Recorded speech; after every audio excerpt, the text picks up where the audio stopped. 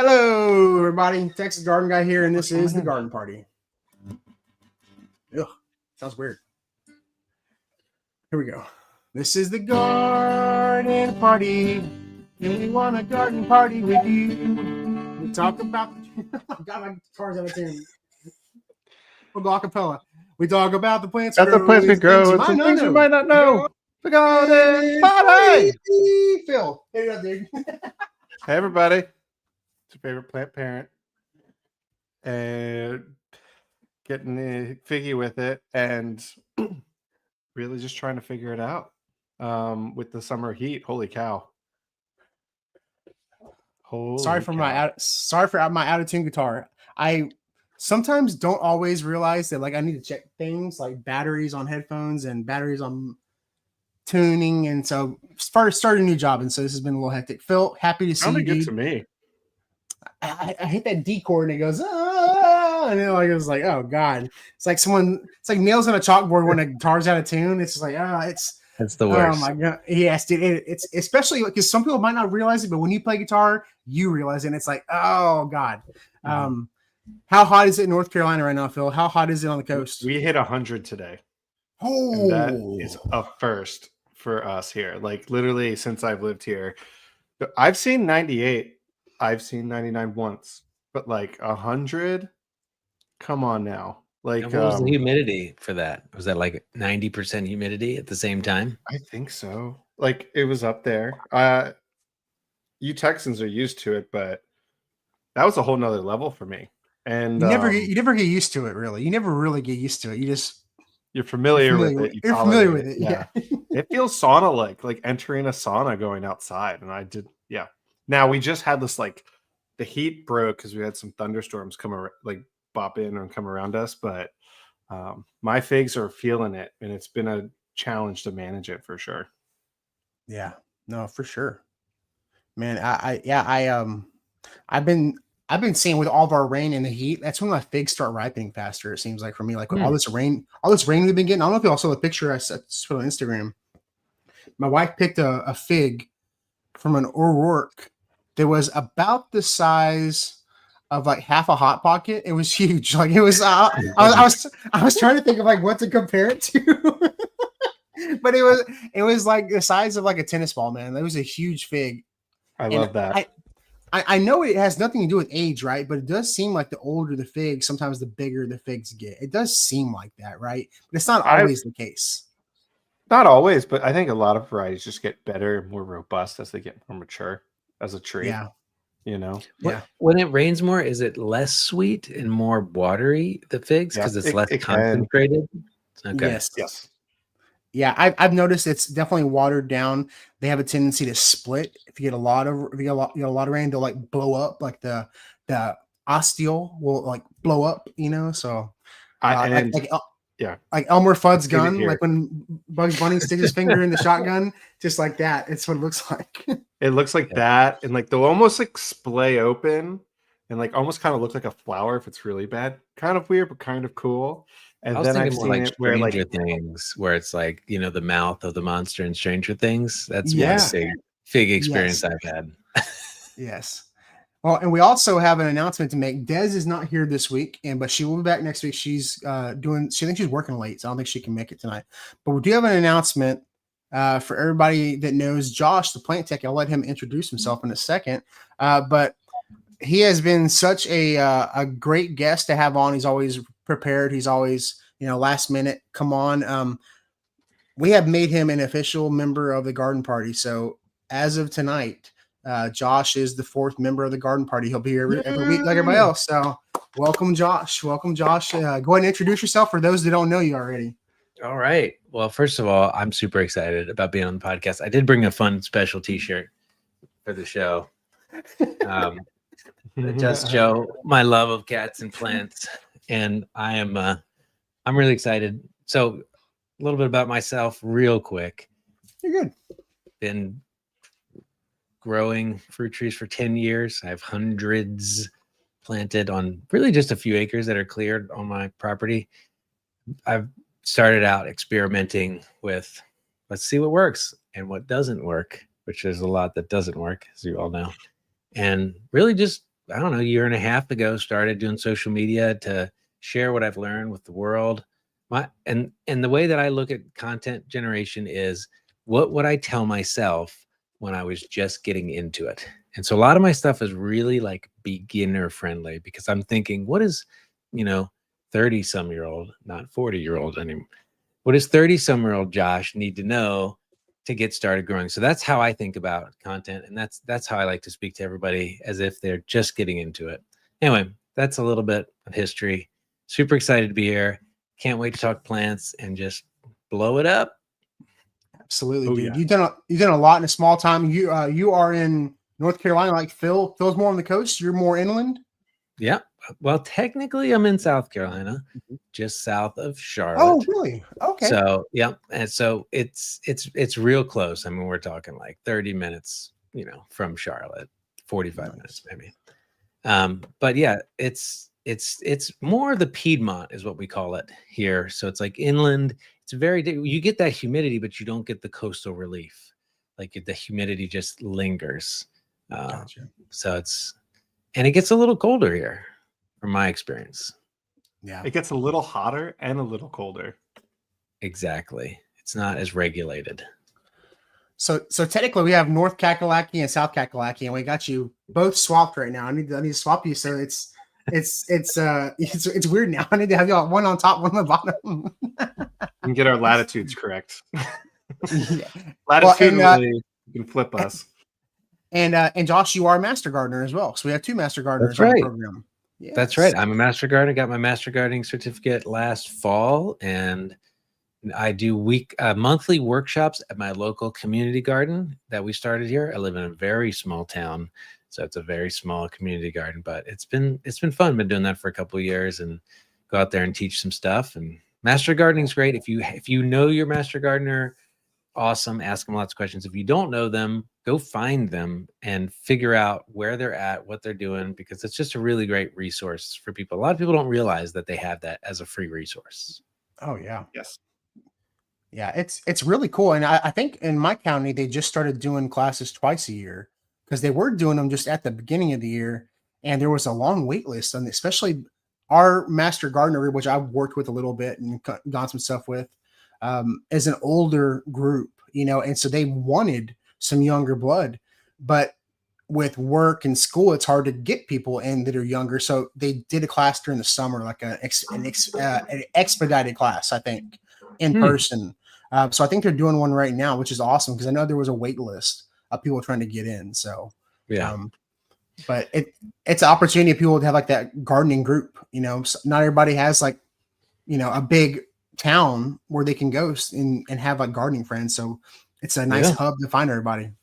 And if you live near Wilmington, like somebody here might, the Master Gardeners of North Carolina in Wilmington, I found this at a farmer's market, puts out this awesome calendar, and it's this garden by the month year-round planner for Zone 8, and it goes through like every month. Like it was like $10. It's like the best $10 I've ever spent. Josh, which one did you go to? This was at that farmer's market you told me about. The Tidal Creek, yes, Wilmington Farmers Market. Nice, man. Yeah. They have a booth set up there sometimes. Yeah. So they had a booth, and I talked to them, and they've got like, here's all the common garden pests. And it was just like this really cool pamphlet that they put out. So I don't know. I'm still looking it over. I love stuff like that. Wilmington, North Carolina has a nice gift, and it's of gardeners, and it's all in the New Hanover County Arboretum. It's housed there. And within the Arboretum, that's where our ag extension is through NC State. So our reps are right there too. Our Master Gardener program's there. And then all of our gardening clubs. So the one I'm president of, the Hobby Greenhouse Club of Wilmington, meets there. The Camellia Club, the Orchid Society, and a few other clubs meet there. So it's a nice community here in Wilmington for sure. So also doubling down on totally try to reach out to your local community, like Josh said. Yeah, I'm watching a show on Netflix right now called The Waterfront, and I think they're like right on the water, like New Hanover. New Hanover is like the town or whatever, but I think it's right there on the water. It's pretty good. Check it out on Netflix. The Waterfront. Wilmington based? I think so. They're right there on the water, but I think it says like New Hanover or whatever is like the town. Oh, Wilmington, North Carolina. New Hanover County. Okay, gotcha. For sure. Yeah. If anyone doesn't know Wilmington, it's also known as Wilmywood because of the studio scene here. It's like one of the largest in the country outside of Hollywood. Really? Yeah. Are you getting back into acting, lots of Phil? famous films were here. Are you doing extra work? Are you getting some B-rolls we don't know about? No, I don't have time. I have negative time in my life. I'm already gardening in the dark. But I feel like all the Nicholas Sparks books are based in North Carolina. That and like I know Danny McBride, his production company is in North Carolina too. I don't know if they're over there in Wilmington or not. I mean, all the Scream movies were here. Oh, really? Iron Man 3 was here. One Tree Hill is filmed here. Love that show. Yeah, a bunch of stuff. I think Charlotte wishes it could be Wilmington in that regard, but we're just not. So you got the racetrack there, right? That's true. NASCAR. That's the way to go. All right. We got some questions in the chat. Since we're talking about figs. Fig, any fig tips for extreme heat? I'm in 10A Lake Havasu. Havasu. Is that Arizona, right? I don't know.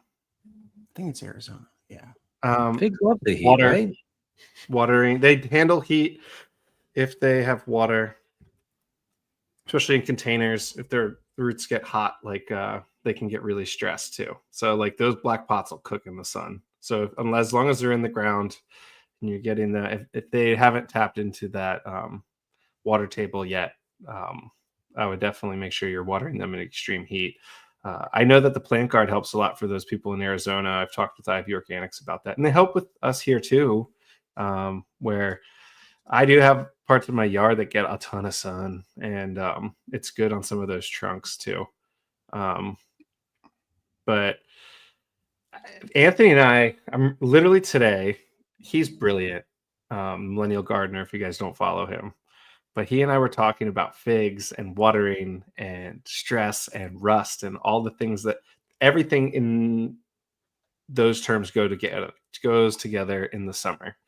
And the stress on the plants when they don't get enough water weakens them. And then the fig rust can come in and attack those vulnerable parts of the plant that aren't getting enough nutrients and water. So it's actually a lack of water issue that rust can come into.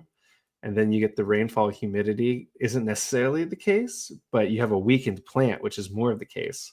And watering here, figs like sandy soil, but we have less dolomitic limestone, which can hold moisture really well. And he was saying that like holding that moisture in the soil, like the dolomitic limestone creates these like reservoir pockets. So that's why in Italy you can have really hot, dry summers, or like a lot of the Mediterranean, and they aren't starving for water or drooping as much in extreme heat events. But I thought that was fascinating in that it's a two-part thing. You're not getting enough water, and then you're getting the back and forth stress of like rain, heat, and it can lead to fig rust. Yeah. Mulching can help too, like with that, like adding some extra mulch around the trunk, around the drip line. That'll help conserve it, shade the roots, and also hold a little bit of moisture as well. Absolutely. I have good for containers. Have either of you tried? And I've always wanted to try this. Have you tried burying the container? Because I thought, man, that would keep the roots cool, but not let them go. And you get. I've seen people do it in the community for sure. Okay. And I've seen my friend Craig does it with his plumerias. He buries his plumerias, and then in the winter when it's time to go dormant, pulls them up, rips them up, chops the root ball, and then stores them. Wow, that's a lot of commitment. That's a lot. His specialty here is definitely. If anyone's seen my giant, beautiful plumeria, I got that from Craig because I have a greenhouse, and he ran out of greenhouse space. He's collected them he's one of my close surfing friends. He's collected them on his surf trips throughout the world and brings them back with him. And he's got quite the collection for sure, but he's committed. Yeah, I thought about doing them in the smart pots, burying them in the smart pots, because the smart pots will allow like the finer roots to get through, but make it easier to pull up because the bigger roots are not going to bleed through that fabric. So like you could, once it's starting to go dormant, go ahead and pop it out of the ground. It's just a scary because I like my plumerias a lot, and so like, you know, I just find them easier to chop. I chop them and keep them in pots. You know, I will give some credit to Josh because Phil was telling me about how you shoot your videos. Right? We were talking about. He was talking you up. He was like, yeah, you know, he's got a system when he does his videos. Like he scripts out a lot of it. It's not all of it, but some of it out. And then he has 2 cameras, and then you make sure that they're at least a minute long. And then you always ask for a call to action. You start the video off with a question and end it with a call to action. And so I was like, well, I got this 10-foot tall plumeria out here. I've been experimenting with my videos, making them like 15, 30 seconds long. I was like, let's go ahead and make they'll allow me to do a 3-minute short on TikTok. Yeah. So I was like, let's shoot the whole video and I'll trim it down to 3 minutes. And dude, that video has like since Saturday when I did it, it's got 700 something thousand on Instagram, 700 something thousand on Facebook. And I was like, oh my goodness. Wow, dude. It just goes to show you, man, try something new. Like if you're like doing videos and your algorithm's kind of getting like worn out, try something different, try something new. And I'm happy I took it. So I'm like, and I'll start doing some longer form videos like that. It was nice, dude. I'm impressed. Anytime you try something new, you always learn something. That's what I've found. And like I'll experiment with a new format or different camera angle. So I did get one toy. I didn't get to share this with. I think Phil. I think I shared this with you. Which one? Destin, I didn't. So I got a pair of Meta AI glasses. Yes. Oh, I heard, yes. Smart glasses with the camera on them. So now when I go into Lowe's, they don't see that I'm filming. You know, when I walk in and look at like an apple tree that's looking really, so I'll just click the little start record, and now you can see what's this guy? Why is this guy talking to this dead tree or whatever it is? You know, and so I the guy who talks himself back again. Sneak in there, and like some associates working over here watering, and I'm trying to like, all right, let me see if I can film this real quick. So that's been my new tech toy, which has been fun to it's like very. I said this when we were hanging out. It's like Inspector Gadget of you, which is like total on brand with the plant techie, right? So like, you're like, I'm going in. Bloop. Oh crap! This apple tree. I don't know about this. This is what happens when you graft incorrectly, and it's 3 grafts on one tree. See, there you go. Exactly. So that's awesome, dude. No, I worry about getting blacklisted at some of these big box stores. So I don't think they can do much to you. I don't think you think you're good, man. I don't think there's much they can do to you. I may have to do that as well. That sounds like a really cool. So I kind of made fun of a guy at work because he had them, but they weren't prescription. And I was like, what are you doing, dude? I was like, you're just sitting here recording me while I'm talking. This is weird. Like, and the fact that they weren't prescription, I was like, this is stupid. Why are you looking at me, dude? This is weird. So I don't know. I was like, but I actually wear prescription glasses and sunglasses, so maybe I will look at a pair. You can get prescriptions for them. I know a guy that has done that. Yeah. I was just looking at it. I was like, I can do that. That's not too bad. We'll see. I may look into it. Anyway, that's been the new experiment lately. So no, that's cool, man. Because you could do like a whole. Man, that would be a cool vlog actually. Like plant shopping and just comment as you go. And like literally just vlog the entire shopping trip, or like when you go to a meetup or like a festival or whatever, when you're shopping at like tables and stuff, and you can literally comment as you go, or you can go back and like it's POV, like they're shopping. Like that's a cool idea. And you can get both hands. Like that's because what I was doing was I had a selfie stick on this gimbal, and I was like one hand in stuff, as I hold the camera. So this now I can be like, all right, let's trim this tree. I'm pulling branches. I can prune. So it looks like it's from your perspective. So that is the experience. It's pretty fun. I mean, it's not the highest quality. It's not like 4K, but it works. Yeah, no, that's a cool idea. Though. I like that. Circling back on like when we shot together, I was so pumped and impressed because the resultant was I got to engage with everybody. And I got to educate in a really clear and succinct way. And that was really cool. And so like, I was like, I'm just going to try that, like in a demeanor where I get to talk to everybody, and it worked out fantastic. And, this is what my therapist says. Even if I reach one person, how great is that to connect with somebody? And the world is benefiting and appreciating that right now. So thank you, Josh. Yeah, you're most welcome. I mean, engagement is the name of the game. You guys know it's all about being social, and I think it's giving people a platform to share their experience. What I tell people is I learn more from the comments in my videos than I ever have from gardening, from 10 years, from trial and error. I learn more because people give me comments that I never would have thought about doing something some way. So the more you can get people to want to give their opinions, like the more we all learn from each other, which is pretty cool. I tell people that a lot. Like, I don't know the most about figs. Don't get me wrong. I'm a nerd for this stuff. So I do have my blob of information that I love about figs and talking about it. And I'm getting way better at gardening from this huge network that I've gained. But the ability to reach out and communicate with all of you is an asset that I have too. And so when I see that awesome information and being able to collaborate and reach that and get it out to others too, that's a huge piece of the puzzle for sure. I definitely try not to consider myself an expert. I try to just tell people, like, this is what I know.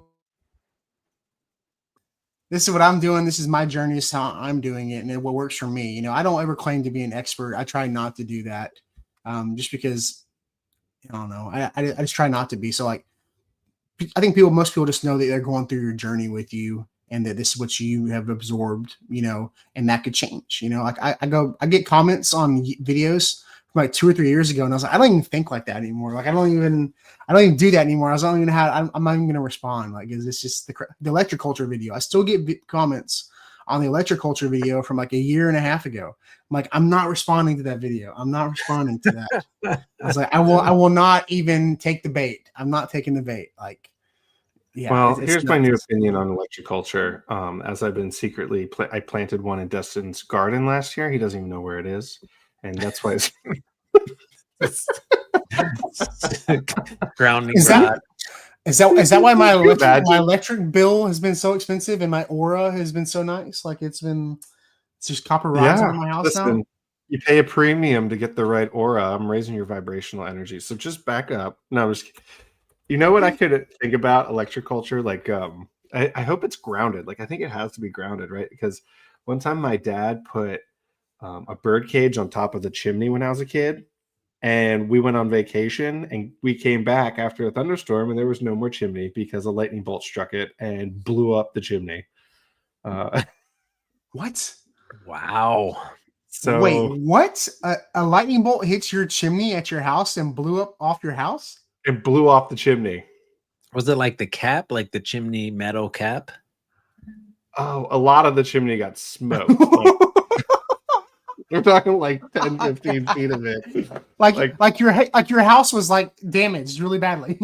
Yeah, like they had to rebuild most of the chimney because he left the bird cage on top, flying down the chimney. So my dad's like, "That's it," and got one of those metal cages to keep the birds out. And he just created a big lightning rod. And we went on vacation, and the neighbors called us. It was like, a lightning bolt just hit your house and blew off the chimney. And we went home, it was just scattered across the side yard. Holy crap. Oh my goodness. That's terrifying. I have a chimney and there's a big metal thing on top. And now I'm really concerned. I'm going to be honest. So maybe there's some sort of like grounding aspect, or like you need to like neutralize it. Go up there and zap it with something so it's not conductible. I mean, your house is grounded. I mean, if I went in my garage, I was looking. I have a ground rod on my house. There's in my garage. There's a general space like where a cubby where there's actually ground rods and cables go. I think they do it like all around the foundation of your house. I think it's like built in. Well, the code means you have to drive one down.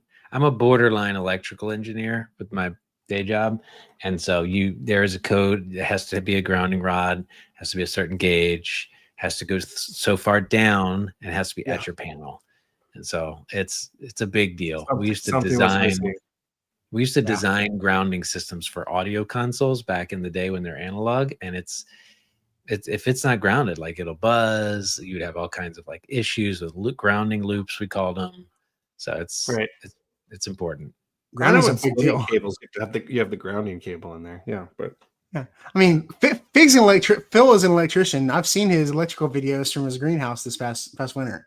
I No, I'm mean, not. That was bad. Did I you ever got see that? scolded by a lot of people on the internet for not understanding wattage because I was trying to Were keep you the like greenhouse. overloading, like using like a 14 gauge extension cord and like Yeah. I was 10 overloading. 10 amps of load or something on it? I think I can Exactly. find it. I think I can find it because you texted it to me, didn't you, Phil? Yeah. And you said, Okay. put this on the internet. And I was like, I don't know. I was like, Well, dude, Phil, you yeah. gotta. It's like, dude, you gotta this internet. And he goes, I don't know, man. I'm like, just don't think about it. Do it. I bet you a lot of people commented though. Oh, Anthony's like, I almost came over there and slapped you, Phil. Because he's an electrician, right? He's an electrical engineer. Oh, gotcha. I could see that. I could see he's an electrical engineer. Oh my god. Or I think maybe I forget what type of engineering he is. Maybe it's not electrical, but he's definitely an engineer and knows this stuff. Real quick, someone's asking a question. Someone's asking a really cool question in the chat. What is and this is something I just kind of Googled, so I kind of looked it up. What is the best color pot to use for container gardens? Like if you're planting a tree, I know like the tendency to think like black is heat absorbing, but most nursery pots are black. I do know that a lot of recycled plastic that's used to make like nursery pots, they dye it black.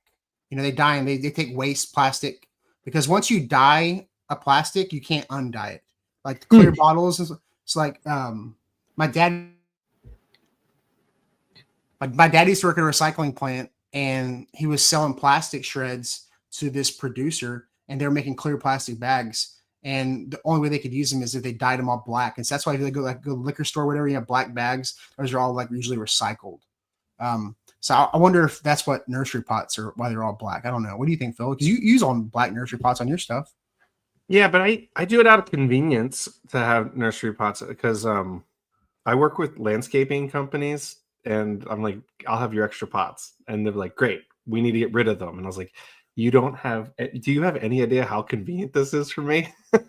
So I'll go load up my Nissan Leaf with a ton of free pots from the landscaping company because they're trying to get rid of them. And like, I'm talking all sizes. I'm talking like the 40-gallon all the way down to the 1 gallons. And so I'll load that up and I kind of take whatever I have available. If I do get like a little like preferential for ones that I sell to people just because I'm all of a sudden I'm outward facing towards clients and I want to have them like a nice clean black container. But some of the box stores do a pot trade-in and they have some of the fancy pots you can just take. And so I was like, I think that would be really nice for first-time fig growers, especially here in Wilmington area, to put them in a slightly fancier pot so they can just take it home and have a ready-made fig for them just to grow in their patio or garden. But I always wonder, like, what if I had a white container? Like, what if is there some sort of convenience to that? Just because the black here, once you start entering that UV index of 10 or more and that absorption rate of heat, if that would mitigate it at all, or using a different material. So I'd be curious to know. So I've done a bunch of research on this topic and have experimented with a few things. And from what I understand, lighter colors are better. But there's also the biggest problem with black pots is afternoon sun will burn the roots on one side. So if you've got a lot of afternoon sun and you pull that out and look at the roots on the east versus the west side, and all the roots will be on the east side of the pot because that southwest sun is casting a lot of direct sun on the face of the west side of the pot. Right. So one of the techniques I use with my citrus tree cart is I put all my stuff really close together so that the plant is casting shade on the neighboring pot. So everything's like crowded because of that. But it's okay because it creates like a microclimate of shading on the pots. So that's one thing. The other thing I've seen people do is a pot within a pot with sand as an insulative layer between two pots. And I've seen this at nurseries before in order to reduce the root ball temperature as like an insulative layer. So there's there's a bunch of ways like around it. So if you want to do black pots, you could do like a big black pot and a little black pot, and then have some sort of air or sand gap to reduce the temperature. What the airs? And I wonder also if fabric pots could also be the airflow in those could help benefit heat albedo, right? Yeah, absolutely. But that is brilliant to use the sand, and it probably works inversely as well. So I've seen it at some nurseries before, and I asked them, I was like, "What are you doing there?" And it was genius. And it was like a terracotta pot on the inside too. So I wondered if that had something to do with like how the moisture was wicking into the sand as well. I don't know. It was all to keep it cool. Or vice versa.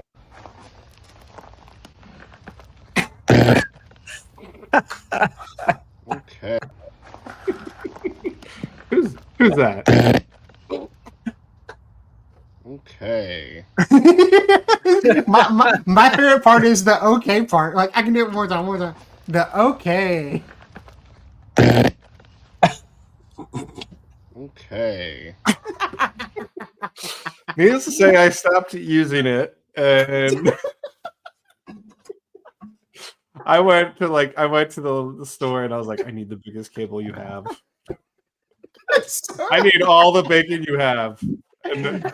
What was plugged into that? Everything. That's the problem. Everything all these heat mats. Well, here's the benefit, right? I have a pump house. Really funny. I'm on well water, and so I have electricity running out to it. My pump house is right and has an outlet is right next to my greenhouse.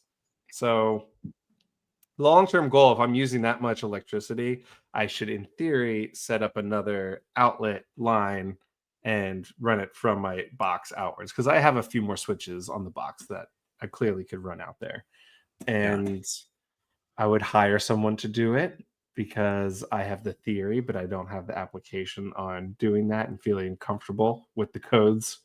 But getting just some other ones out there so I can get that installed to make more figs and not overload an outlet. So I learned that I could have had some serious problems, but I did it because thank goodness for the trip switch on it.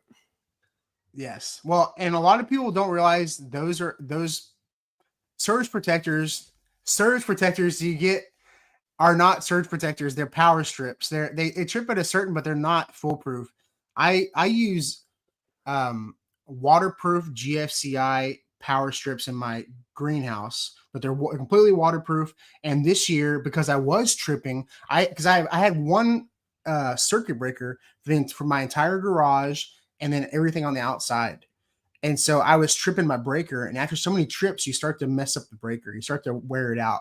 And so it was tripping really easily. So now I had a separate breaker installed just to run an extension cord to my space heater to my greenhouse.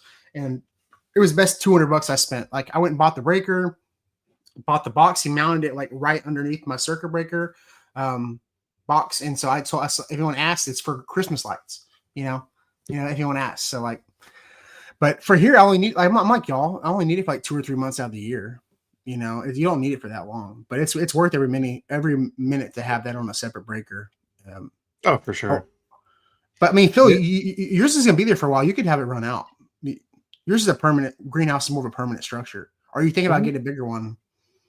I was thinking about getting a bigger one or getting some high tunnel stuff that I could easily convert into like a shade tunnel in the summer and a squirrel barrier, because those darn squirrels are just destroying me.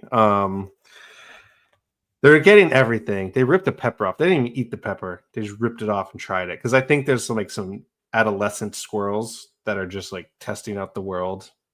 And they think that they can just frolic around Phil's yard. Little punk. This isn't Dez's house. Have you tried the cayenne pepper? Because I've seen people talk about that, but I haven't tried it yet. They're eating the cayenne peppers. It's what it sounds like. No, I have my 3-year-old pepper plants are making peppers, and they're awesome. And I don't want to touch them. I want them to change color. But I think I'm just going to eat green peppers for a while because these gosh darn squirrels.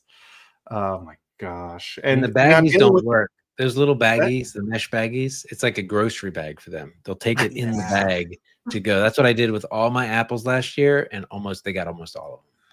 It's Mine, a good, they'll like smush the wall of it. They'll smush their face into the mesh, and they'll give up after a few. It's a hedging tool. But yeah, it's a deterrent, but it's not going to stop them. I mean, the only thing I've seen, like I've seen people like make little cages for, or you take like your to go containers, whatever, your clear to go containers, and then put them around the figs and just close them up and maybe like zip tie them, you know. Or I wonder if he took some hardware cloth, cut out a couple like a little strip, and then folded it over, made a little zip ties around it, and made like a little wire pouch, and you could spread it open, put it over the fig, and then kind of close it up a little bit, enough to where, I mean, I guess you could chew it through the hardware cloth, but you should do, one of y'all who has time should do like an Elmer Fudd Bugs Bunny type, like, all right, day one, we're trying this prototype, like the squirrel beater, the Squirrel Master 2000 or whatever, you know, something like that, like a cage from Acme. sure. Yeah. Yes, I think this year will be a year for it. What has worked the most have been the big bird nets. And I lollipop my trees. They will try to get underneath it, and they'll try to untie it. So you got to tie it. You can't just drape it on top, because they're so smart. They'll get up underneath your fig tree or fruit tree or whatever tree, or pepper plant at this point, and they'll get up underneath it and they'll pull from there. So I usually take some line and I will tie it like a big lollipop. And if I have to, I've used a few stakes and I've kind of bambooed outwards, create a displacement between the actual figs or fruit and then the mesh net itself. And I've contracted this like tent lollipop, if you will. And I've seen it before where they've tried to mess with it and they can just only knock it down. And I go out and there's like 3 at the bottom, like a gumball machine. I kind of just shake them out, my figs. But yeah, different strategies. Have you thought about building a frame? Because I've seen people do that where they build like a framed in, like a, with like 1x1 wood, and then they attach the bird netting. So it's like almost like you could cover the whole thing over. I kind of at this point have to, and that would be really cool to do. I've seen there's a beautiful garden in town here at my friend's house. He went his backyard to someone who had something like that, and it was like a huge, like almost like it was probably the size of a yurt, if you guys have ever seen a yurt, but it was just like a mesh shade cloth or bird blocking, if you will, and they could just go into this oasis that was larger fauna free of pests, which is pretty even cool. like a PVC cube, and wrap it in zip tie like bird netting around it, like a little PVC cube, because not all your figs are ripening up at the same time. If you know a couple of them, pick up, drop. And that would make it like 4 foot tall by 4 foot wide, and you can just pick it up and move it around, because you're pruning your figs pretty heavily. I mean, they're going to grow pretty big, but like, you can make it as big as you want, and you can make it to where you can take it apart and store it all winter long if you wanted to, like. So maybe something cool. You could get like some cheap like greenhouses, like a cheap greenhouse frame like on Amazon or whatever, because they make them pretty small and cheap now, and you could build like a little thing around, like set up over your figs too. I like this little treated 1x2s that I made my like super greenhouse panels on, like double down like magnet tiles. I might do that and just make like a 6x6x9 thing that I can just be like, it's like the fig yurt. You can call it the fig yurt. The furt. This is my furt. We're gonna come up with a different name for that, but right now my biggest make it 8, but you call it the figure 8. Figure 8. Make it 8, and you can do figure 10 when it gets longer. You can do customize for people, Yeah. Here we are. Yeah. Here's the thing. I think about this a lot in gardening. I think about this in my yard a lot. It's like my dad, when he does architectural design and stuff, and when he would build additions and things, the idea was to make it feel like it's always been there. And when I like try to lay out my garden, I love the organic concept of wherever I've expanded and built out, that it feels like it's always been there. and it has a nice flow to it. And so whatever construction I have, I would need in my brain to have this like kind of this nice flow to it. So if I build something, I want it to be like, of course it would do that. Of course it would be right here. And so I have to contrive something now. So if anybody thinks of anything who's listening, let's think of a cool idea for this fig pest protecting tool that also looks cool. Well, so if you made like a little chicken coop kind of area, like with chicken wire, you have a lot of figs that are in pots. You could theoretically just take a dolly and go move your figs that are in pots that are about to ripen and put them like in a chicken coop kind of thing set up where they would be stay safe, and you can pull them all out, rotate them through as they're dropping their fruit. Or you have like ceremonious almost like a birthing room, like a you know, like yeah, no, for sure. Or like I was thinking like, oh, like when you're shearing sheep and you bring them into the different pen to like isolate them, but yeah, the birthing room sounds way more organic and life-giving than shearing sheep. I like the fig coop. I mean, the fig fig coop. coops would be pretty cool, and then you could roll it around like one of the mobile chicken coops or a figgin coop. yeah, for sure. Speaking of figs, Josh, do you have that mug with you? I do. I got that's the mug dude. du jour. Look, What at is this this? thing. It's not hoarding if it's figs, and I'm like, I have to get this mug. What a gift! I need to ask the friend who got it for me where they got it, because they're like, we saw this and this is the perfect mug for you. But it's really the perfect mug for you, Phil. Like you sort of need it because you have way more figs than I ever will. Also, here's the gardening world. Shout out to the gardening world, because this is true every time I meet another gardener. Oh, hold on. I'll come back to that thought. What happened? There they are. Family moment. Oh, it's good night. Yeah, it's good night time. Josh, you don't have a greenhouse yet, right? Are you saving up for a Yoder built? Because you went and saw. I know you went and saw. Oh, what's his name? God, I can't think of his name right now. Joe Gardner. Yes, Joe. You went and saw Joe Gardner's Yoder built. Are you saving up for a Yoder built now? So I cleared out at the center of my backyard with the intent that I was going to put a greenhouse in the center of the backyard. Like I rented a bobcat. I moved everything from the center of the yard to the outer parts of the yard. Like it was a huge undertaking. I'm talking like multiple days rental, bobcat, full steam ahead. And then I actually designed a passive solar greenhouse. I don't know if you've heard of like passive solar greenhouses. Yeah. And then I got a quote from a guy to construct it. And it was a lot of money. I'm gonna be honest. It was a lot. The design was brilliant. And I worked with this company in Asheville that designs passive solar greenhouses. And I did all this research on passive solar technologies for greenhouses. And if you're not familiar with passive solar, what it means is the idea is that you don't have to run a heater in the greenhouse in the winter, that the actual energy from the sun heats some sort of thermal object that holds and slowly dissipates heat. It also doesn't look like a normal greenhouse. Yeah, that's exactly it. In fact, I got several quotes from people that were pretty reasonable to build something almost like this. You're really only glazing the south side and a little bit of the east and west. It utilizes knee wall technology. Anyway, I have a beautiful design greenhouse that's custom. I'm just waiting for the funds to fuel the build project. But it's really that is so cool. It is such a neat design that, yeah, just like that. And the other part of passive solar is a lot of people will do what's called a pit greenhouse.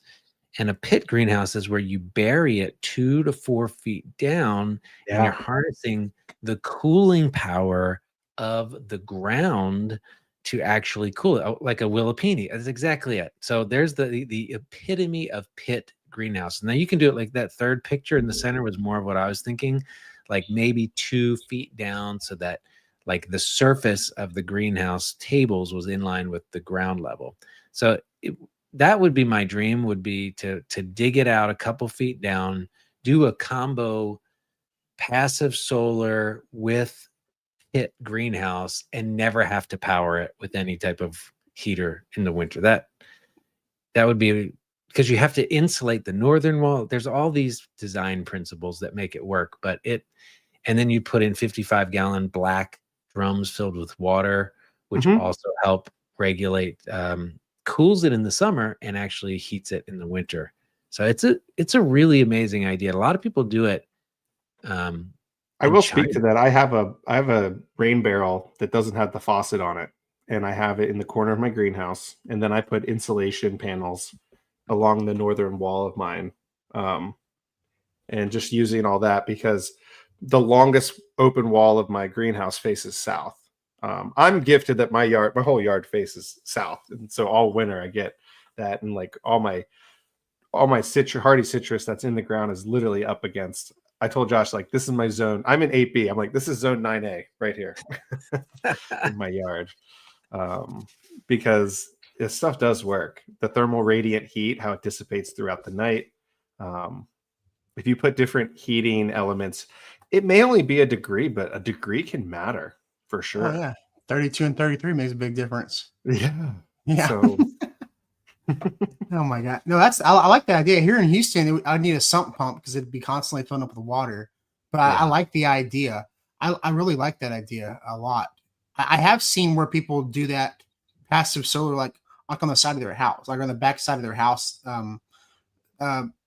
YouTube channel called Simple Living Alaska. They just did one up there on their barn in Alaska and did all reclaimed windows. But it's more of like their seed house, like to get their seeds going in the spring and to keep like their citrus and stuff alive during the winter. And they actually installed a boiler in their barn, and it runs all winter and it boils the water, and it runs hot water through the PEX pipe in their concrete all around the barn, so it heats the entire barn like that. I've also heard something similar to that. And also, Bill, if anyone who's listening about figs, Bill from Off the Beaten Path Nursery, he has a countersunk greenhouse like that where you step down into it. That's so cool. And so up in Pennsylvania, to have a loquat tree, that's pretty rad. It's growing out. I have one that just grows, but up there he has one. That's pretty cool. Also, this also stimulates my brain for managing heat. You guys ever hear of an earth battery? And also digging up the ground, and so you can actually like pump the ground full of heat and let it emanate throughout the night. Oh wow! People do that with compost. The heat from composting to heat like greenhouses, which is a wild concept. Jorge did it. Yeah, you basically run like how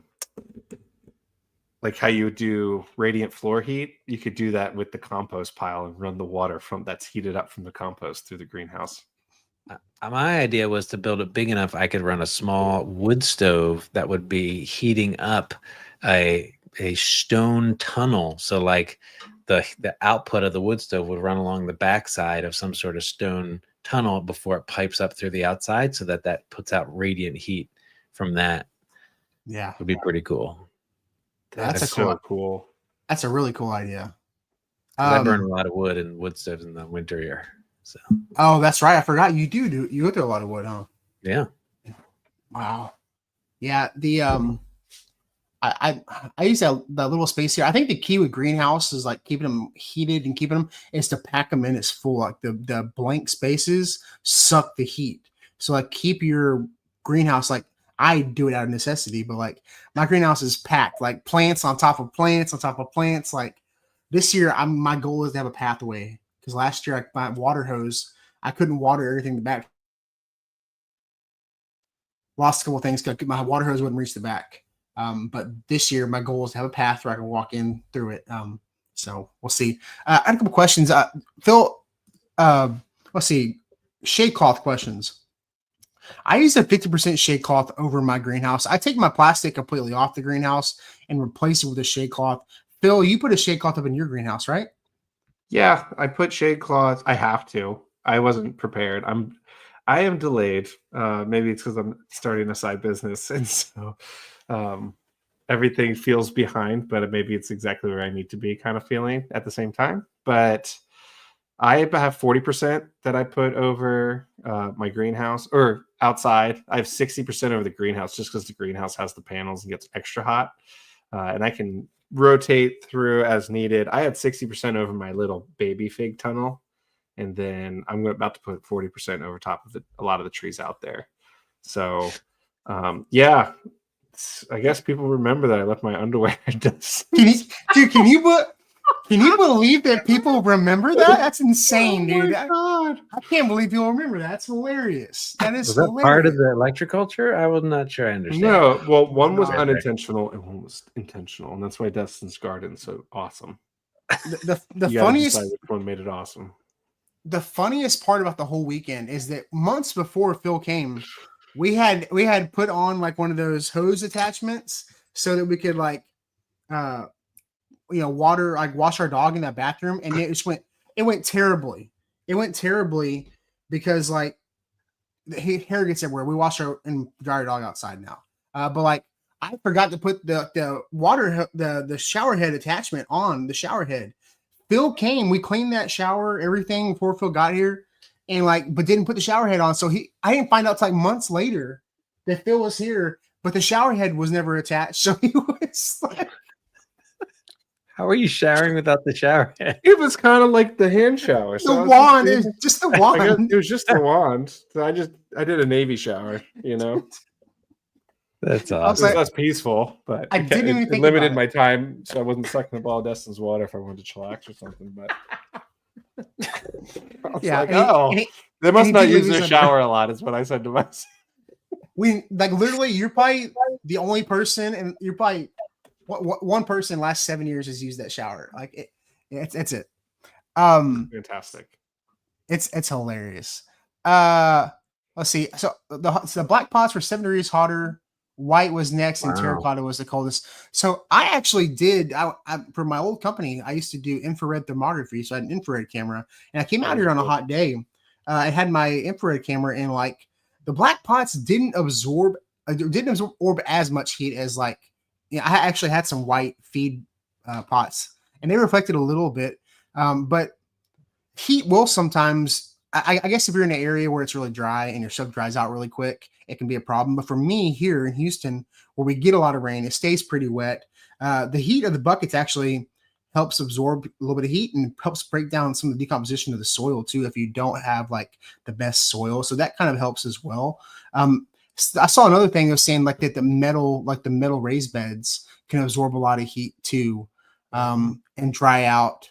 But I haven't found that to be the case though. I don't know, but I'm in a very wet area. If I was in Austin, it might be different where it never rains. So maybe I wouldn't want that. I could speak to that. So I've got those tall Vigo Garden raised beds, and they're like a dark gray, because they look good and they match the house. Is what obviously, even though that's the hottest color that they had. The darkest color. Anyway, it's so hot right now. But what I noticed is that the soil on the edges is not nearly as well as the items that grow towards the center of the bed where it's cooler. And then I also see sometimes some of the soil pulls back. Things get like hydrophobic in a pot. Yes. As it constricts, like it leaves more of a gap on the edge when it gets really hot. So I'm thinking it's probably a good 10 degrees hotter, a couple inches out from the metal than it would be a foot out from the metal towards the center of the bed. So all the stuff in the center of the bed does great. Stuff on the edge sort of struggles a little bit. It might be interesting to get some of the, those Bluetooth like meat thermometers or whatever that you can do like a probe and like for like your brisket or whatever and like an electric smoker. It might be cool like if you could track and just like get a couple of them and track like which one's hotter throughout the day, like how hot the soil temperature is. What's like a dangerous range? That'd be a cool little experiment to see. That sounds like right up your alley, Josh. Something like that, like with measuring temperature and tracking that. Like I could do that. Like container heat tolerance. Like when do you start seeing like root burn from the pots? Like that would be fantastic because then people would know like, oh, it's I'm breaking 140. So 140 is your threshold for pot heat. And then all of a sudden your figs are going to suffer or your whatever other containers are going to suffer. And then you go down from there and like, here's the quick fix. Get a second pot, the same size, fill it with sand or get a fabric pot or enter a situation that is most functional to your growing space. That's sort of what I want to do with smart pots. I've been talking to them about doing some like temperature tests with like some of their pots against plastic and some other combinations of different products that they sell to see like, okay, well, let's see how well this mitigates soil temperature. I like that. And They I do will dry. say for my mother They dry out a trees, little faster. they dry out faster. They do dry I've out a little seen bit a faster. really good result, like my Socorro Black and my native to Argentile are in 25-gallon smart pots, and they are doing wonderfully, which is pretty Yeah. cool. Now they're probably going to go into. I do every other year for some of these when you up pot them, so we're going to go another season, and then we'll reassess, right?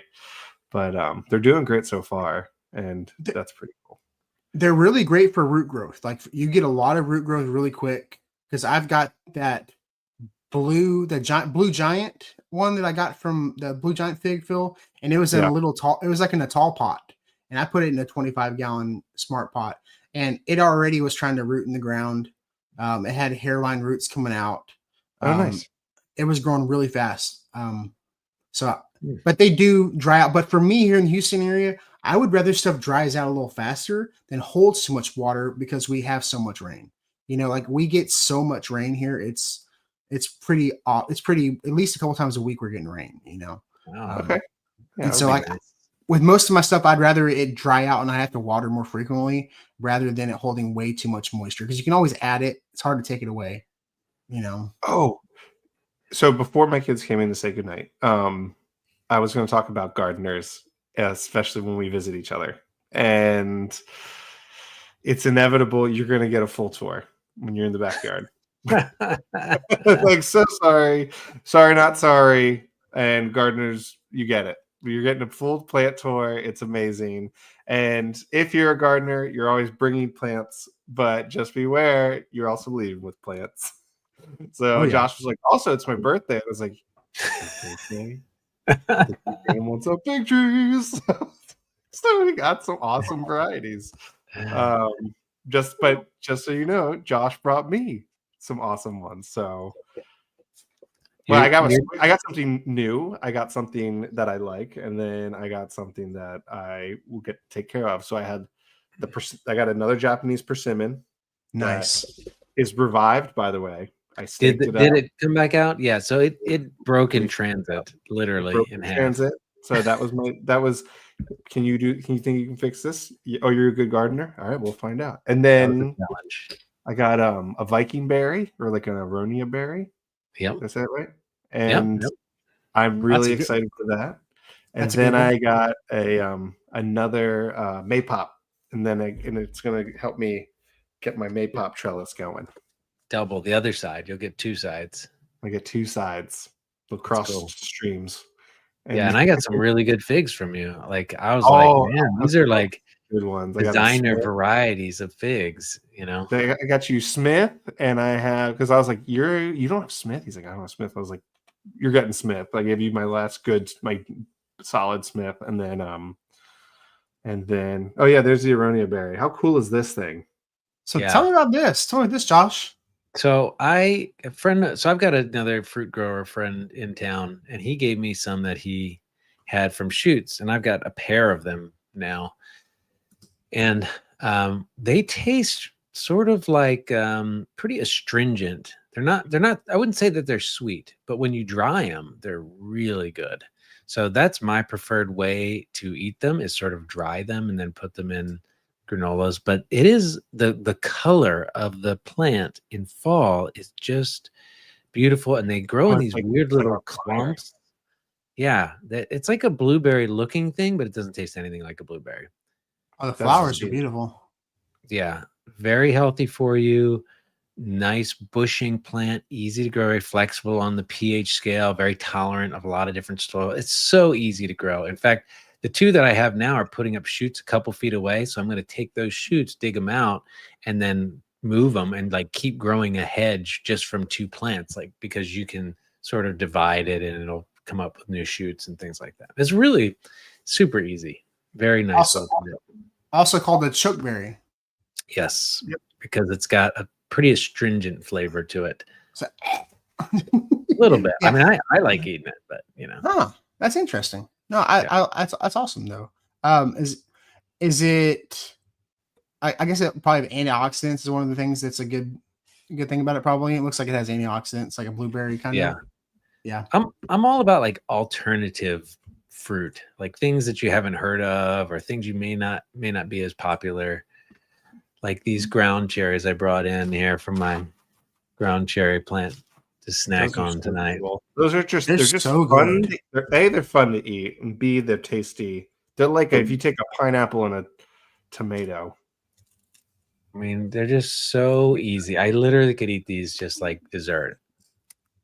And I have very few seeds, like if at all. They're not really seedy. They're like the tiniest seeds. Also, shout out to Izzy, who's been with you like the whole time back there. Yeah, she's tired. She's not really doing much.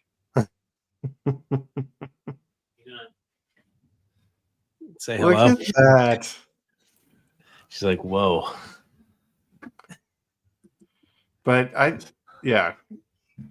Awesome. cherries, or I call them Cape Island gooseberries. You're fancy. I think that's just New England term. Let's Cape see, Island gooseberries.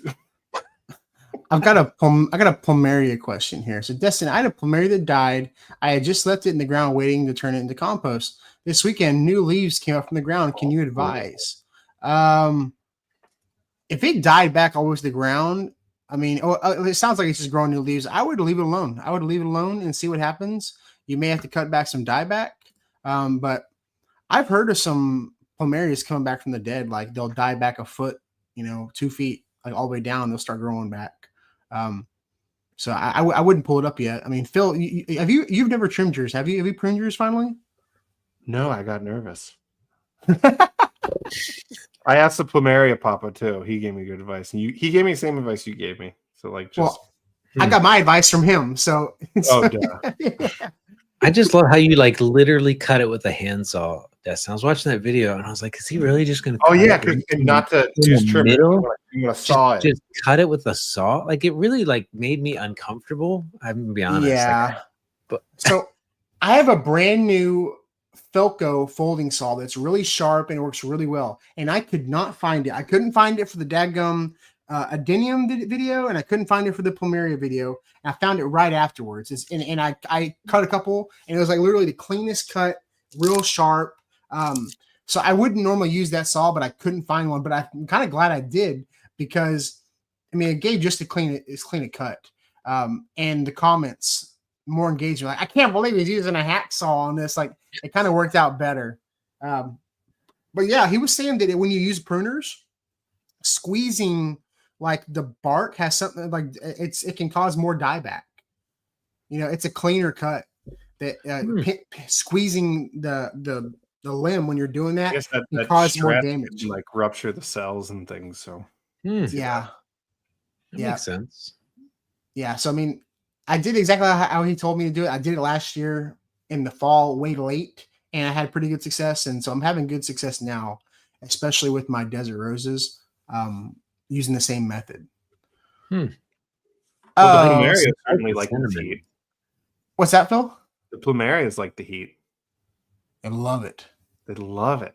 I'm starting to look at I'm starting to do chaos gardening because as I keep up with all my Haas seeds that keep coming in the mail in my month club, I'm like, all right, we're just throwing seeds at this point. Like, and they're all coming up now. Like everything's coming up. My like I like to go to the ICU for sale plants at the big box stores that are like 50% off, and I grabbed a bunch of marigolds, and they came back guns blazing. So they're loving it. My bush beans, they look stressed, but they're just like pumping out string beans at the same time. And then my okra is like, they're like, oh, heat, are you here? And they're just shooting up. And like, I'm kind of stoked that all my hot plants are coming out, and I'm really excited.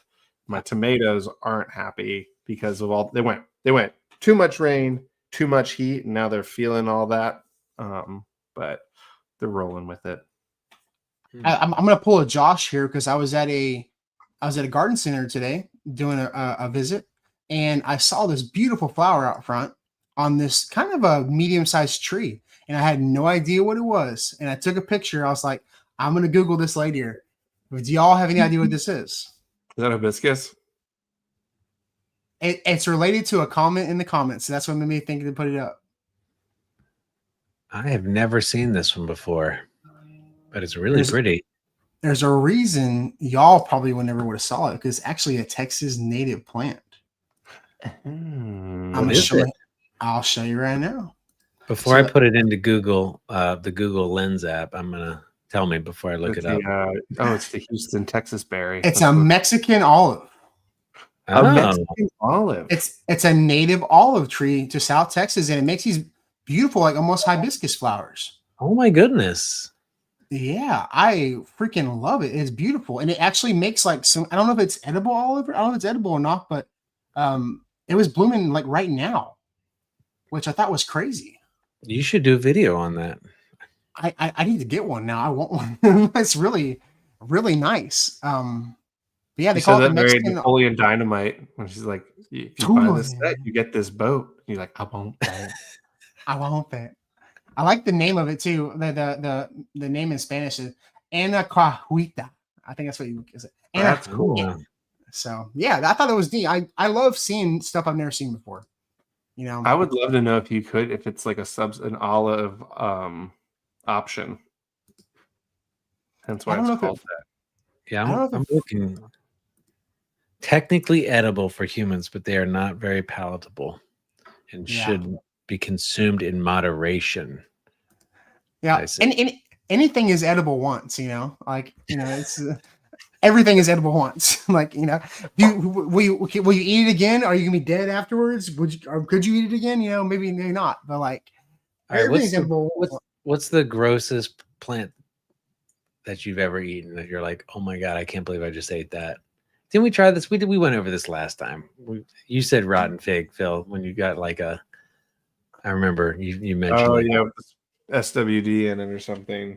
Oh, I ate that Queen of the Night dragon fruit last time. Oh, I have.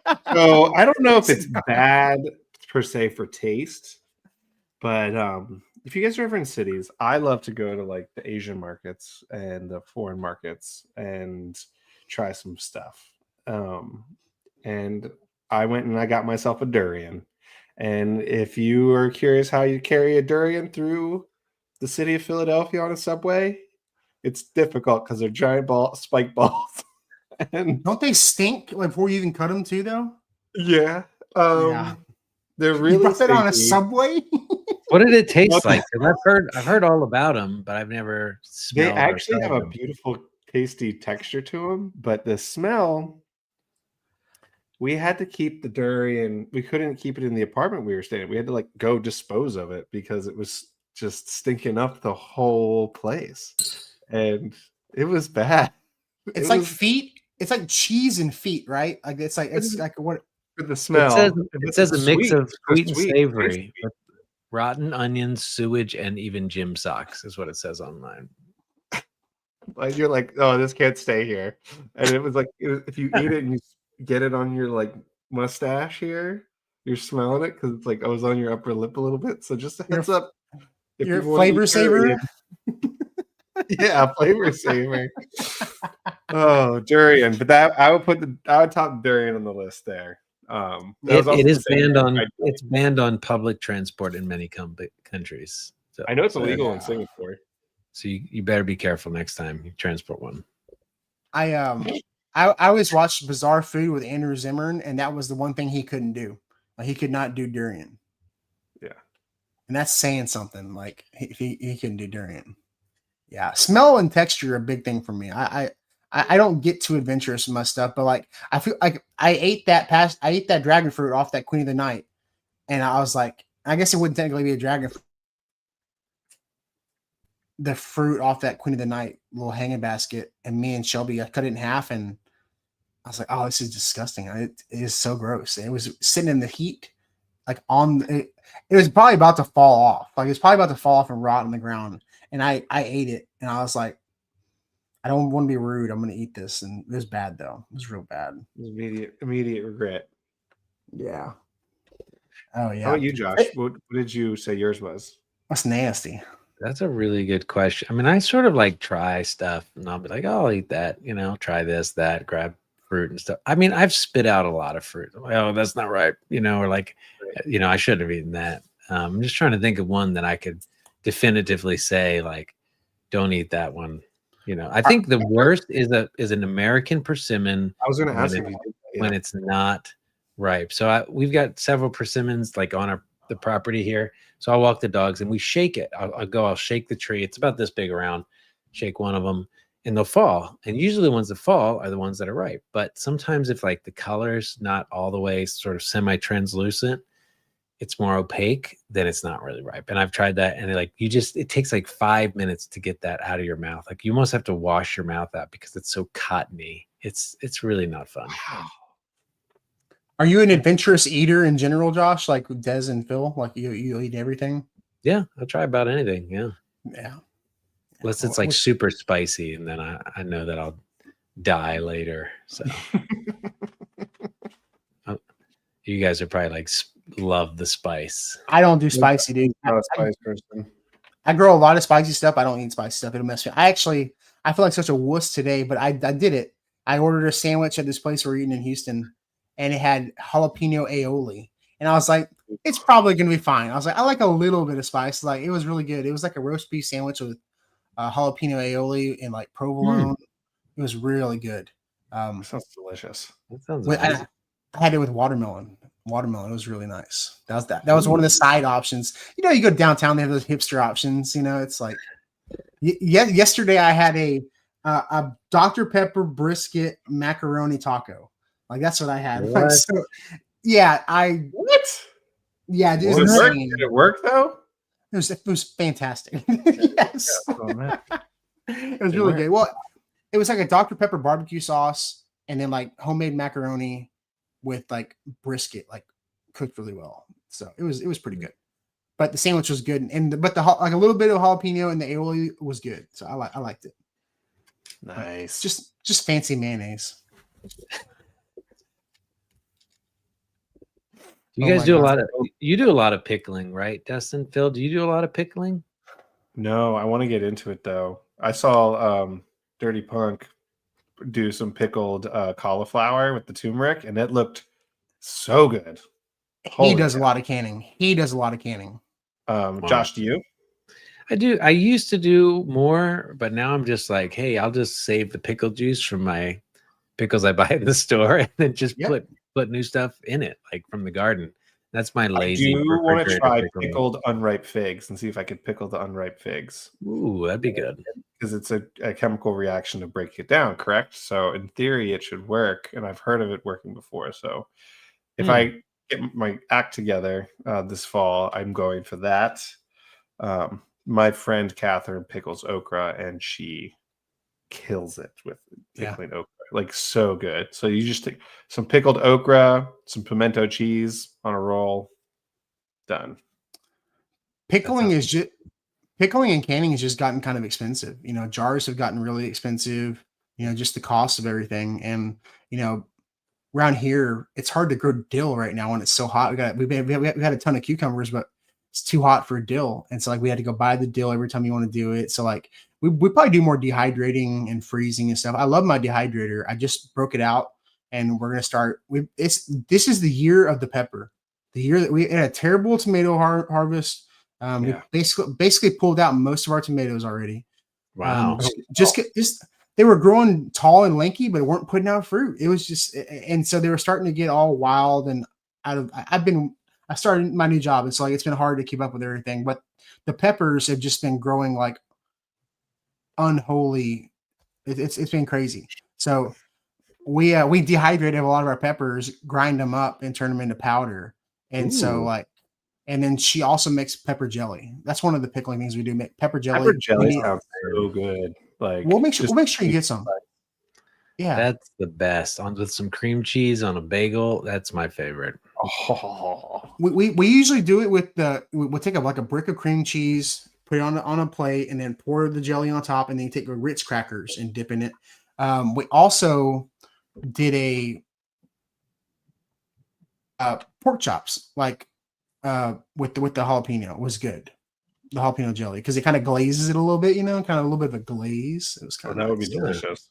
Yeah. Wow. So we'll have to try it. But yeah, cowboy candy, pepper jelly. We did a lot of cucumbers already, like pickles. I mean, but we only do so many. It's just the jars are so expensive. Jars are so expensive nowadays. You're basically paying $1 a jar. I mean, almost Wow. like if not more sometimes. So, but freezing is an option. I like my stuff better like frozen most of the time. Anyway, I don't like always the cooked flavor of like vegetables. I'd rather have them raw. And so frozen, either you blanch them or just freeze them. You conserve a lot of the nutrients and a lot of the flavor of it. So especially like squash and zucchini, we did a lot of that. Guys, speaking of harvesting, it's a fruit, but it's eggplant. I did my first eggplant dish of the year, and it is dialed, guys. And What did you whoever do? is ready for this eggplant dish, it's Asian. I've been practicing it, and it's like so good. So my neighbor is out of town, so I'm watching their garden. That means making sure if their cucumbers get too big, you give them to the chickens and take the ones still good. And they had some eggplants. I got my first eggplants. I combined them all, diced them up, threw them in the wok. It's an Asian dish. I cook them dry first because they got a lot of water. So I cooked it at my meter on my thing goes up to 10. So I cooked it at 5.5. So solid medium heat until it gets translucent, right? Then diced onions, boom. So eggplant, cooked dry, then onions, and then I add some sesame seed oil with the onions, and I mix that up. Third ingredient is the Thai basil, a bunch of it. And I add that, boom. Just those 3 ingredients, and then some soy sauce. Mix that in. As that cooks down, because the wok's pretty hot, add some water, right? And you like little MSG bit and let it steam off and cook down. And then at the end, you get like the Asian chili oil. If you like a little spice, mix that in.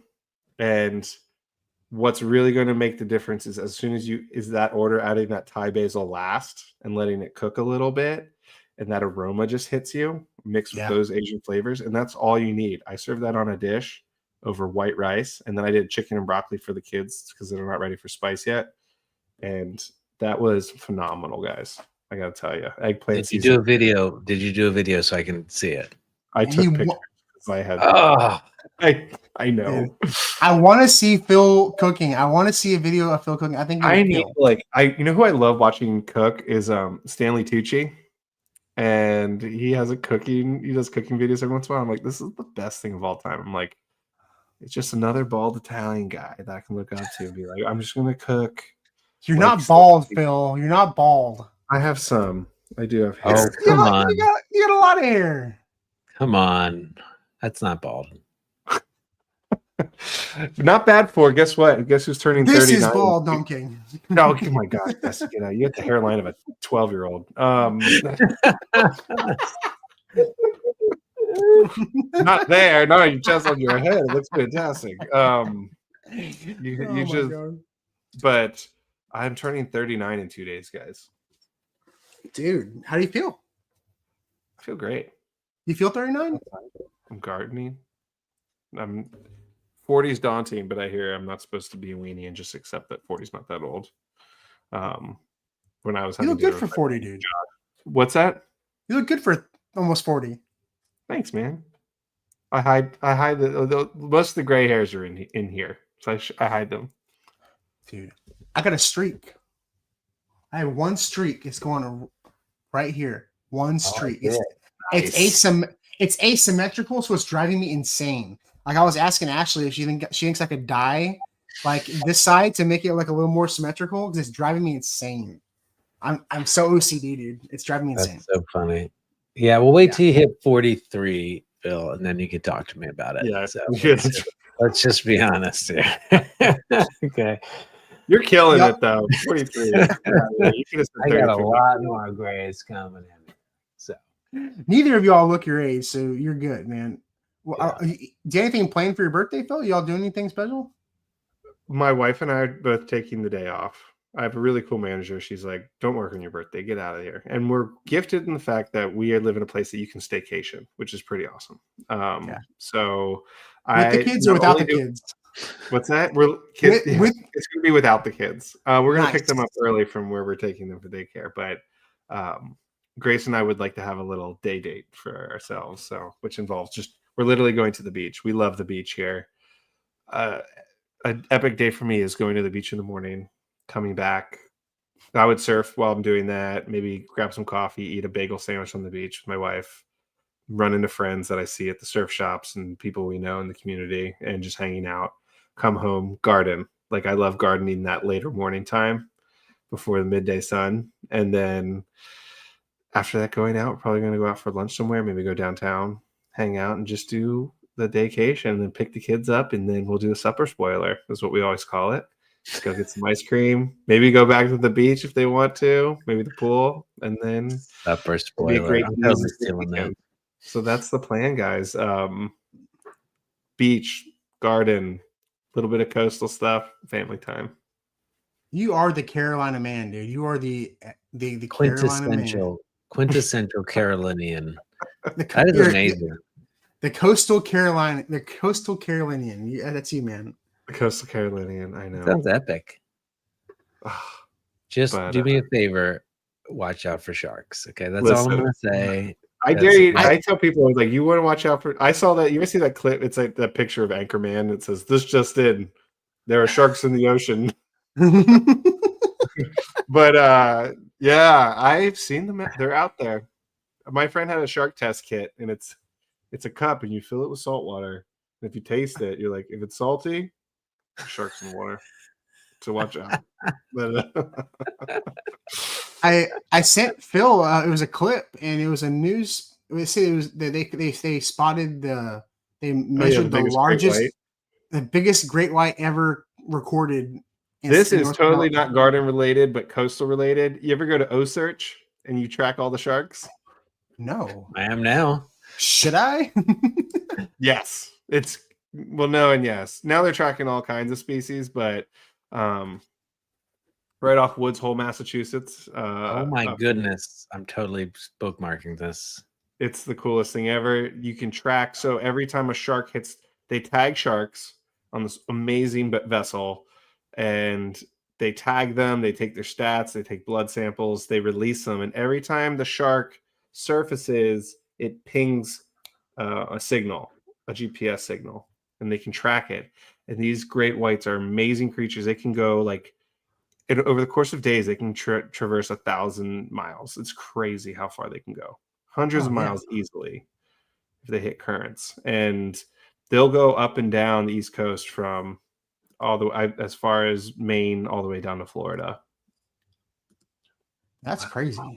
This is so cool. You can actually see like the history of the sharks' movements. Right. You can see their travel history. That's pretty cool. I'm going to share this real quick. This is pretty awesome. Yeah, so if any not gardening related, but ocean related, where Phil is, zoom in, see what Wilmington, he sees off of Wilmington. Now, the beautiful thing about Wilmington, North Carolina is if you take a boat ride, you go about 3 hours offshore or 2 hours offshore, you start hitting the Gulf Stream. And there is a thermocline, and you'll start hitting those Gulf Stream warm waters where it's always 70 degrees and warm. And a lot of the migrating fish tend to go that way. But look, something pinged right off of the Outer Banks. If you go further south, where it says Pamlico Sound, and go a little further south, right up there, something's right up against the coast there. A tiger shark. How big is that tiger shark? 11 foot 4 inches. Oh my god, yeah, that's a baby tiger. Oh my god, 600 pounds. Yeah, there's Martha. So the average length of a great white shark is 12 feet. This one's 13 foot 9, 653 feet. 1,650 pounds. Yeah. So she's a mama. That's a big gal. Now, these sharks are far offshore. Like, they're not going to be within 50 feet of the beach. That's 11-foot great white right there, Scotia. I know. Wow. Oh God. Okay. So the moral of the story is, brains. Have fun with this. stay out of the water. But they track turtles and everything too. That's kind of cool. That's neat. It's like a sea turtle, and that's pretty cool. I like that. That's a bummer when the tiger sharks and the turtles start becoming in the same circles, because like tiger sharks eat a lot of turtles. Tiger sharks eat just about everything. They're the ones that you find like a suit of armor was found in their stomachs and stuff. Wow. That's actually pretty cool. It's really cool. Oh my goodness. Well, let's wrap it up here pretty quick. Josh, thank you for being on, dude. You're obviously going to be on from now on. If y'all don't already, make sure you're following the Plant Techie. Josh, what do you got planned for this weekend? What do you got planned in the garden, dude? Well, next to the garden, we've got some cat action going here. So yeah, congrats on the new cat. Yeah, action, if you will. So the cat does have a name, and everybody voted for the name. So thank you, Destin, for that awesome idea. And Phil, you're gonna love the name that won. I know. Oh, is it? So, but before we reveal it, let me tell you the contenders. So Cleo, Flora, and what was the other one? Rosie were the three contenders. Catty McCatface didn't win. No, that was ridiculous. I'm never calling a pet that. He's called Matt. Call him Matt for short. But so Fig was the nickname that came up. So we're going to call her Fig. And what we researched was Fig is actually short for Fiona, like Fiona Apple, the singer. So Fiona is going to be her proper name, but Fig is going to be her nickname that we're going to yell across the yard. Be like, get over here, Fig. So I love it. Love that. Fiona, Big Fiona. I love that. Yeah. That's a great name for a cat. I love that. And this will be your fifth cat. How many cats you're going to have now? So I have 4 indoors currently, and this will be our 5th outdoor cat. First outdoor cat, the other 4 indoors. So it's sort of a separation of the classes. They're going to be looking through the screen windows and being like, why is that one out in the wild and we can't be? Yeah, you'll be so jealous. Yeah, so I'm converting this dog enclosure thing to a catio, so we can transition it outside with like the shed. Like it's a total construction project this week. Like it's right up your alley. Yeah, sounds fun, man. Everything turns into a huge project when you're like, okay, well, yeah, I can get this outdoor enclosure. Like, oh, well, you're going to need some sort of platform. So, oh, yeah, I can build a deck platform for the enclosure.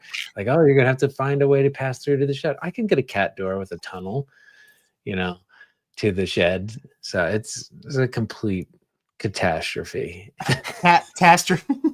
Catastrophe. Oh my gosh. Follow me on my catastrophe this weekend. So that's my plan. Finish the enclosure and eat as many ground cherries as possible before another set of kids come over and steal all the green ones. So, because they don't know. Yeah, the green ones probably don't taste so great. No. No. So that's me. That's awesome. My week. What about you guys? Awesome. Phil, what you got, dude? Well, you guys heard my Friday, but Saturday, a lot of it's going to be like my thing right now is getting an efficient irrigation system and getting shade cloth up for the rest of the summer. Those things are going to carry me through because I got a lot of cuttings this year, and I got the ones that did really well. They all propagated, and I was like, holy cow, I have a lot of figs. And so now the construction ideas are going to have to start rolling, but this year is just hold tight and then go from there. So but the irrigation needs to happen because I have too many figs now. It's a lot of watering. It's a lot of watering. It definitely is. No, I think I'm downsizing some bigger stuff and moving more into a bunch of little stuff. I'm going to my first cactus and succulent sale. It'll be July 17th in Austin, Texas. I'll be selling like probably close to 1,000 desert roses and a bunch of stuff like that. So I grew from seed this year. So every night it's so hot outside. I'll go water the garden, and then I bought at Home Depot or Lowe's. They make those big like pans, those big plastic pans you can like mix concrete in, like sleds almost. And so I have one of those. I sit on my coffee table. I go grab a couple transplant, and I transplant them at my coffee table because it's just so hot outside. and I just bring a little bit in, take a little bit out, and then just up potting stuff. And so I got a bunch of up potting to do this weekend. I've been accumulating some cactuses. It's been so hard going to nurseries and plant shops and not buying plants. I've done really well this week, dude. Honestly, I probably buy more pots than plants because you just see cool pots, and if you find terracotta at a good price, you just get a bunch of like the smaller, medium sized ones because you can use them for anything. So been doing good with that, but I got a lot of cactuses and stuff I need to repot. So, but yeah, look out for more content. I need to get better about my time management and get more content prepared on the weekends so I can post it during the week. So sorry, everybody. There's been a little bit of a content drought. So, but I hope y'all enjoy your show tonight. Thank y'all for hanging out with us all evening in the chat. Make sure to follow the Plant Techie, Phil's Figs, and Texas Garden Guy, obviously. And we'll see you next week. We'll probably have Des back. Next week. So let her know. Make sure you go to Dez's channel, Gardening with Des, and drop a comment and say you missed her tonight because we missed her too. We definitely missed her. She would love it. Yeah, she would love everyone reaching out. Especially the cat talk. Surprisingly enough, Des does not have a cat. And I'm sure there's a story behind that. But we'll find out. So, but I appreciate it, guys. I'll see y'all next week.